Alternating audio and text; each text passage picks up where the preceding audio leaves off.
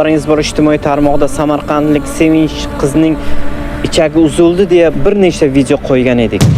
Holat yuzasidan u qizalog'imizga xalqimiz tarafdan ozmi ko'pmi bo'lsa ham yordam qilindi. Hozir Toshkentda operatsiya qilinishi kerak bu qizalog'imizga, lekin mablag' mutlaqo nol. Ijtimoiy tarmoqda vafot etadi, yashamaydi degandan keyin butkul mablag' to'xtadi do'stlar. Yig'ilmay qoldi. Shuning uchun o'zingiz bilasiz, suvga cho'kayotgan inson xasga ham, o'tga ham tarmashadi. Jonini qutqarish uchun. Onaga farzanding vafot etadi desa, ona qanday holatga tushishi mumkin? Bu dahshat-ku dahshat. Kelingizlar Alloh uchun mana shu videoni maksimal darajada tarqataylik va ihson qilaylik. Zero ihsonning mukofoti ihsondir. Aziz yurtdoshlarning, Samarqand shahri Xastavon tumanida turaman. Hozirgi bunimda Samarqand shahri Spitamin Shoh 159 da kvartirada turaman. 3 ta farzandim bor. Ikkinchi farzandim shunday nogiron bo'lib qolgan. 2022-yilda birinchi operatsiyasi bo'ldi.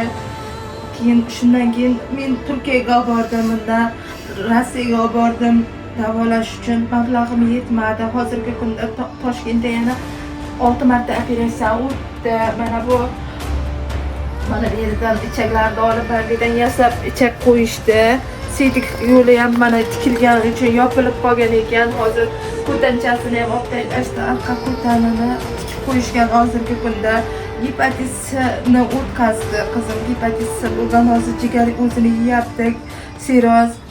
Iltimos azizlari, shu qizcham yashab ketishi uchun xizmatlaringni qo'shinglar. Iltimos sizlardan yordam beringlar bizga. Men hamsiyasi bilan haqiqatan kvartirada turadi. Necha yildan bo'lsa kasal qizi, haqiqatan kasal. Sizlar yordamlaringiz bilan shuncha bo'lib keldi. Alloh rozi bo'lsin. Rahmat sizlarga, baraka topinglar. Birlaring ham ming bersin iloyim. Hozir yana 3-dekabr kuni operatsiya o'tashimiz kerak. U yerda bizga ichak yasab beradi. Kamgina u ichakni sotib olishimiz kerak. Ichak qo'yish uchun bizga hozir $3000 pul kerak. Iltimos sizlardan yordam beringlar. Shu oxirgi operatsiyamizga ichak qo'yishimizga iltimos sizlardan yordam berishlarini so'rayman.